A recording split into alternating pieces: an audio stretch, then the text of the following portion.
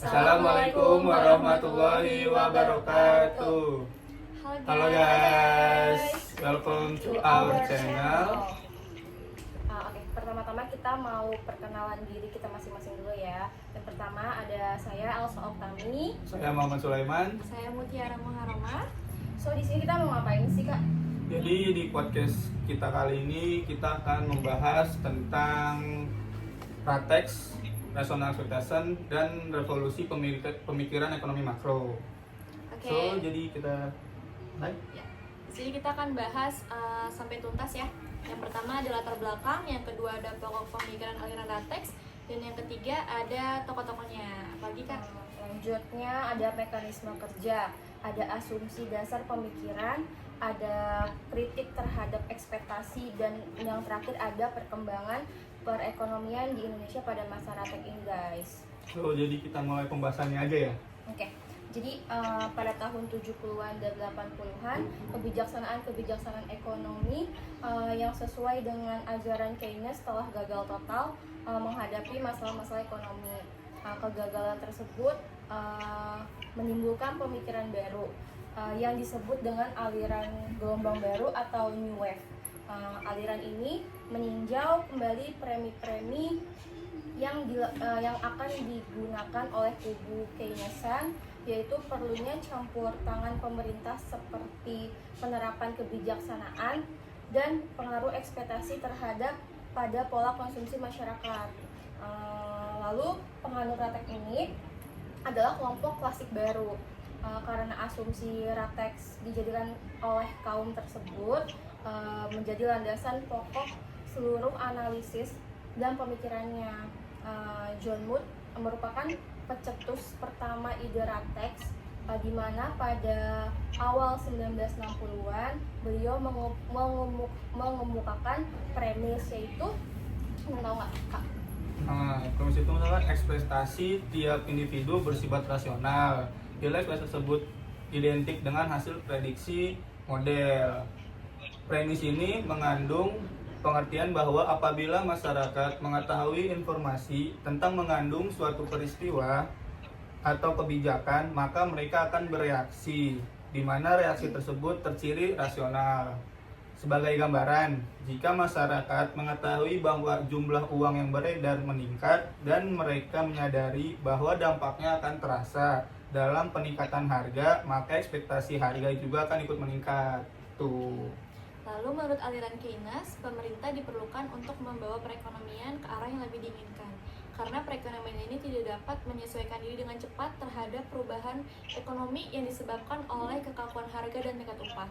Sedangkan pakar pratex berpendapat bahwa tidak ada peluang kebijaksanaan fiskal atau moneter untuk menstabilkan perekonomian. Menurut aliran pratex, masalah-masalah ekonomi terjadi dalam perkiraan peristiwa ekonomi pada masa yang akan mendatang. Pratex juga mengkritik teori Keynes tentang perubahan harga ekspektasi didasarkan pada perilaku di masa lalu. Orang atau unit ekonomi telah membuat perkiraan secara rasional karena tingkah laku ekonomi masyarakat dipengaruhi perkiraan mereka. Maka kegiatan memprediksi peristiwa ekonomi masa depan menjadi sia-sia. Nah, teori ekspektasi rasional juga itu pertama kali oleh John F. Mood pada tahun 1961, yang pada tulisannya itu yang berjudul Rational Expectation and the Theory of Price Movement. Lalu teori ini dikembangkan oleh Robert Emerson Lucas Jr. untuk memodelkan bagaimana agen ekonomi melakukan peramalan di masa yang akan datang. Sukirno pada tahun 2006 menjelaskan bahwa ada dua asumsi nih yang menjadi dasar teori ekspektasi rasional. Apa aja tuh kak? Nah, yang pertama asumsinya itu teori ini menganggap bahwa semua pelaku kegiatan ekonomi bertindak secara rasional, mengetahui seluk-beluk kegiatan ekonomi dan mempunyai informasi yang lengkap mengenai peristiwa-peristiwa dalam perekonomian. Akibat dari asumsi ini, teori ekspektasi rasional mengembangkan analisis berdasarkan prinsip-prinsip yang terdapat dalam teori mikroekonomi, yang juga bertitik tolak dari anggapan bahwa pembeli, produsen, dan pemilik faktor produksi bertindak secara rasional dan menjalankan kegiatannya. Nah, asumsi yang kedua ini apa tuh? Lalu asumsi yang kedua itu ada semua jenis pasar beroperasi secara efisiensi dan dapat dengan cepat membuat penyesuaian ke arah perubahan yang berlaku. Asumsi ini sesuai dengan ahli-ahli ekonomi klasik dan merupakan salah satu alasan yang menyebabkan teori ini yang dinamakan New Classical of Economics. Seperti itu Kak Iman dan teman-teman. Nah, sebelum lanjut, minum dulu nggak sih? Jadi kan Haus bahasannya ya, jadi juga deg-degan. haus. Pak, izin minum dulu Pak ya. Kamu gorengannya dimakan sekalian? Enggak. Dianggurin mulu kan kasihan. Oke. Oke, Lanjut. kita lanjut ya.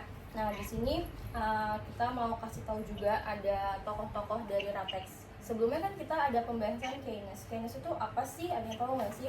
Jadi Keynes itu adalah sebutan untuk pendukung teori ekonomi yang dikembangkan oleh John Maynard Keynes, seorang ekonom Inggris. Nah, kita masuk nih ke tokoh-tokohnya. Tokoh-tokoh yang pertama itu ada Robert Emerson Lucas Jr.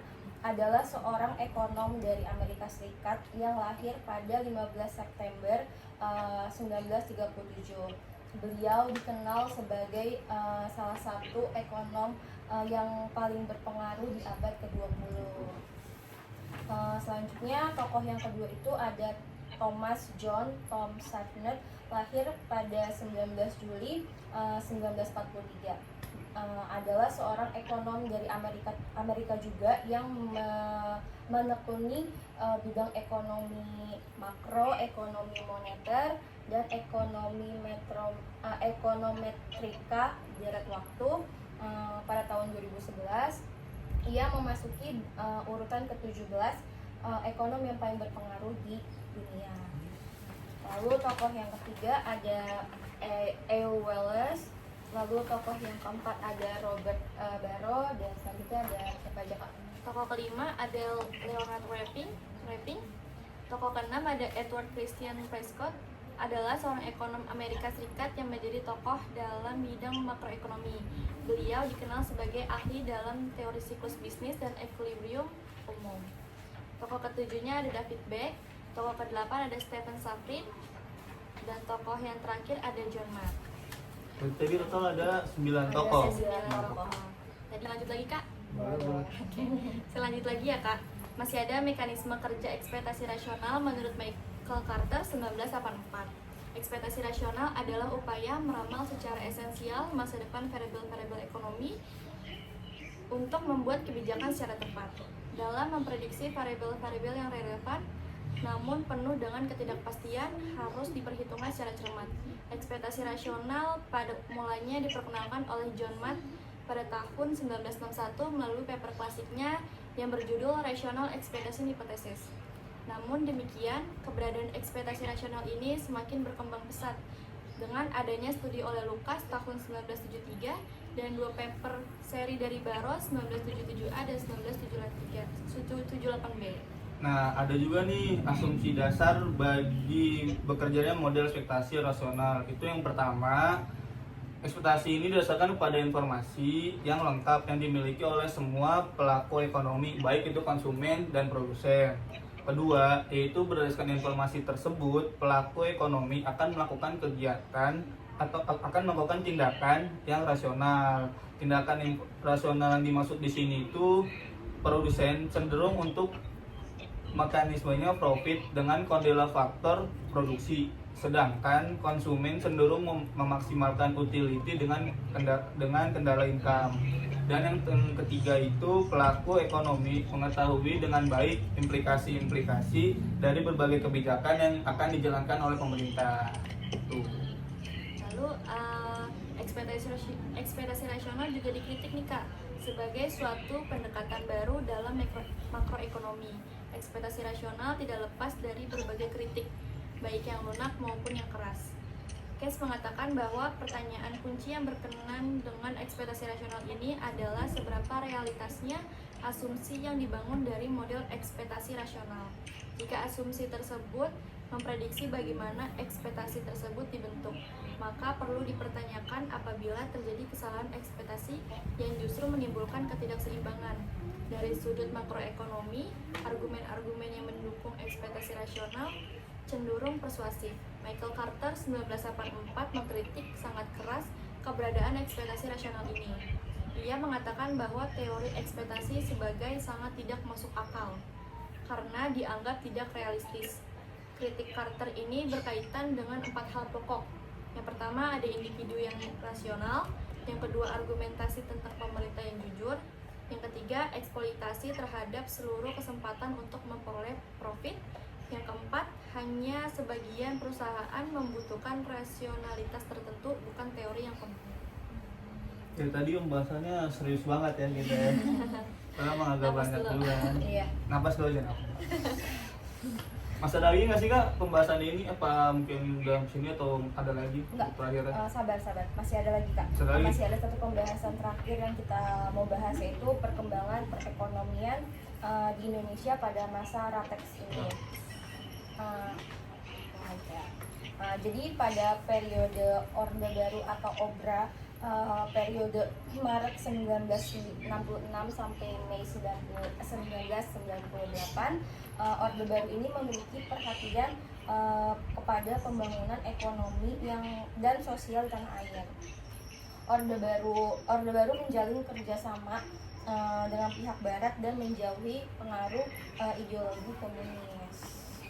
Nah, sebelum melakukan pembangunan replita, dilakukan dahulu pemulihan stabilitas ekonomi, sosial, dan politik, serta rehabilitas ekonomi dalam negeri. Sasaran kebijakan terutama untuk menekan kembali tingkat inflasi, mengurangi defisit keuangan pemerintah, dan menghidupkan kembali kegiatan produksi, termasuk ekspor yang sempat mengalami stagnasi pada Orde Lama. Seperti itu, Kak. Nah, perkembangan ekonomi masa Orde Baru berarti itu lebih baik ya daripada Orde Lama. Iya, betul. Nah, untuk beberapa faktornya itu ada apa aja sih? Ada yang tahu nggak? Aku tahu. Apa aja Yang tuh pertama faktornya? itu kemampuan politik yang kuat dari pemerintah untuk melakukan pengembangan atau melakukan perubahan kondisi ekonomi, Kak. Nah, betul, itu yang pertama. Yang kedua itu stabilitas politik dan ekonomi yang lebih baik daripada masa Orde Lama. Pemerintah Orde Baru berhasil menekan inflasi. Yang ketiga, sumber daya manusianya itu lebih baik, SDM-nya. SDM di masa Orde itu memiliki kemampuan untuk menyusun program dan strategi pembangunan itu dengan kebijakan yang terkait serta mampu mengatur ekonomi makro secara baik. Lalu yang keempat, itu sistem politik dan ekonomi terbuka yang berorientasi ke BART. Hal ini sangat membantu khususnya dalam mendapatkan pinjaman luar negeri, PMA, dan transfer teknologi serta ilmu pengetahuan. Nah, yang terakhir itu apa sih kamu tadi? Nah, yang terakhir atau yang kelima yaitu kondisi ekonomi dan politik dunia yang lebih baik selain terjadi oil bomb atau tingkat produksi mintak dan harga yang meningkat. Juga kondisi ekonomi dan politik dunia pada era Obra khususnya setelah Perang Dingin berakhir. Jauh lebih baik daripada semua orla, seperti itu semuanya. Benar sih, kita pembahasan kita ini menarik ya. Terus serius juga gitu kan. Dan nggak Benar kerasa sih, ya nggak kalau kerasa udah di mau penghujung ujung. waktu. Untuk pembahasan juga udah habis gitu kan, udah nggak ada pembahasan. Terima kasih telah mendengarkan podcast dan menyaksikan podcast kita kali ini. Mohon maaf jika Jika ada ada salah kata dan perbuatan, kita pamit undur diri. Sekian. Terima Sampai jumpa, kasih, guys. sampai jumpa, dadah.